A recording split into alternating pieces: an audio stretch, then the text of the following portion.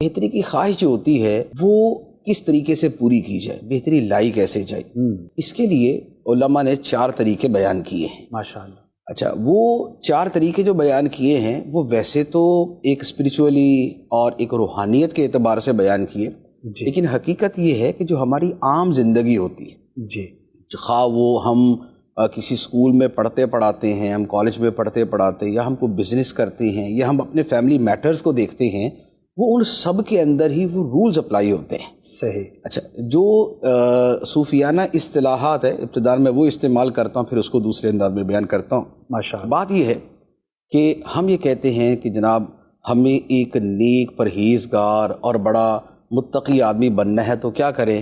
تو کہا جاتا ہے جی آپ کوئی مرشد کامل پکڑ لیں۔ ایسا ہی مرشد کامل کیا کرے گا؟ آپ کے نفس کی جو خامیاں کوتاہیاں ہیں وہ آپ کو بیان کرے گا اور آپ کی اصلاح کرتے ہوئے آپ کو آگے لے جائے گا۔ جی۔ اچھا، اگر مرشد نہ ملے تو کیا کیا جائے؟ اس پر امام غزالی علیہ الرحمہ نے فرمایا کہ بہت اچھا خیرخواہ دوست منتخب کر لیں ماشاءاللہ، اور اسے یہ کہیں کہ وہ آپ کی خامیاں بیان کرتا رہے۔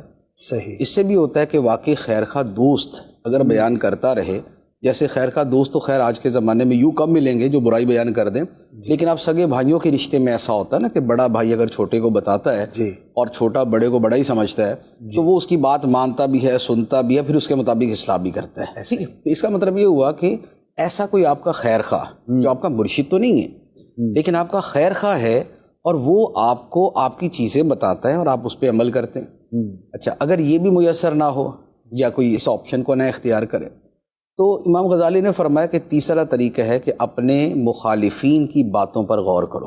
اچھا، کیونکہ مخالف کی نظر تمہاری خامی پہ ہی پڑے گی، بے شک، وہ تمہاری خامی بیان کرے گا، تم اس کو صحیح کر لو۔ صحیح کر لو، واہ، تو یہ ایک تیسرا طریقہ ہے۔ بہترین۔ اچھا، اب آج کے زمانے میں تو یہ طریقہ بھی بڑا مشکل ہے، کوئی دشمنیاں پالنا اور دوسرا یہ کہ مخالف کی تنقید کو برداشت کرنا یہ بس سے باہر ہوتا ہے۔ تو اب چوتھا طریقہ کیا بیان کیا؟ چوتھا طریقہ یہ بیان کیا کہ پھر وہ اپنا خود احتساب کرے، جسے خود احتسابی کہتے ہیں، اور بیسیکلی یہی جو ہے یہ ریفلیکٹیو تھنکنگ ہے۔ حکیم لقمان کے بارے میں کتابوں میں موجود ہے، قرآن پاک میں ان کا تذکرہ بھی ہے، ان کے نام پہ سورت بھی ہے۔ تو ان سے پوچھا گیا کہ آپ نے اتنی عقل مندی کہاں سے سیکھی؟ فرمایا بیوقوفوں سے۔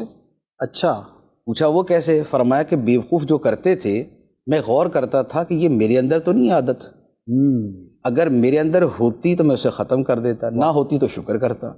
تو یوں میں نے بیوقوفوں سے عقل مندی سیکھی۔ تو اس طریقے سے جو ہے وہ ہم اپنے آپ کو بہتر کر سکتے ہیں۔